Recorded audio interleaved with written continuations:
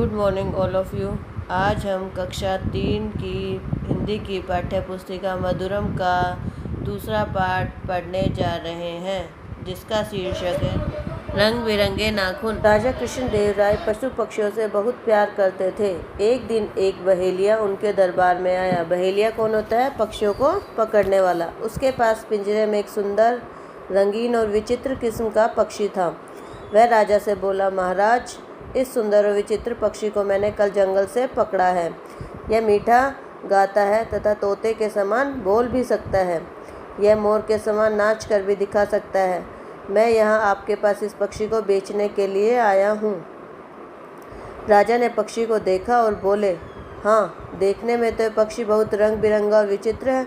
तुम्हें इसके लिए उचित मूल्य दिया जाएगा। राजा ने बहेलिये को 50 स्वर्ण मुद्राएं दी और उस पक्षी को अपने महल के बगीचे में रखवाने का आदेश दिया। तभी तेनालीराम को दाल में कुछ काला लगा। वह अपने स्थान से उठा और बोला, महाराज, मुझे नहीं लगता है कि यह पक्षी वर्षा में मोर के समान नृत्य कर सकता है, बल्कि मुझे तो यह लगता है कि यह पक्षी कई महीनों से नहाया ही नहीं है। तेनालीराम की बात सुनकर बहेलिया डर गया और दुखी स्वर में राजा से बोला, महाराज, मैं एक निर्धन बहेलिया हूँ। पक्षियों को पकड़ना और बेचना मेरी आजीविका है। अतः मैं समझता हूँ कि पक्षियों के बारे में मेरी जानकारी पर बिना किसी प्रमाण के आरोप लगाना मुश्किल है। यदि मैं निर्धन हूँ तो क्या तेनालीराम जी को मुझे झूठा कहने का अधिकार मिल गया है? बहेलिये की यह बात सुनकर महाराज भी तेनालीराम से अप्रसन्न होते हुए बोले, तेनालीराम, तुम्हें ऐसा करना शोभा नहीं देता। तेनालीराम ने एक गिलास पानी पक्षी के पिंजरे में गिरा दिया। पक्षी गीला हो गया। पक्षी पर गिरा पानी रंगीन हो गया और उसका रंग हल्का भूरा हो गया। तेनालीराम बोला, महाराज, यह कोई विचित्र पक्षी नहीं है, बल्कि जंगली कबूतर है। तेनालीराम, तुम्हें कैसे पता लगा यह पक्षी रंगा गया है?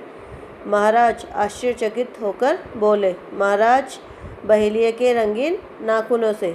पक्षी पर लगे रंग तथा उसके नाखूनों का रंग एक समान है। अपनी पोल खुलती देख बहेलिया भागने का प्रयास करने लगा।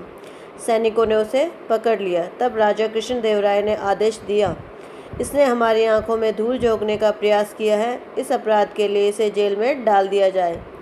तेनालीराम को 50 स्वर्ण मुद्राएं पुरस्कार के रूप में दी जाए। यह सुनते ही तेनालीराम की बाछें खिल गई। तो इस कहानी से हमें यह शिक्षा मिलती है कि हमें हमेशा सच बोलना चाहिए। बच्चों, अब आपको इस पाठ के कठिन शब्द, शब्दवाटिका, मौखिक प्रश्न उत्तर, लिखित प्रश्न उत्तर और भाषा ज्ञान अपनी हिंदी की नोटबुक में करने हैं। धन्यवाद।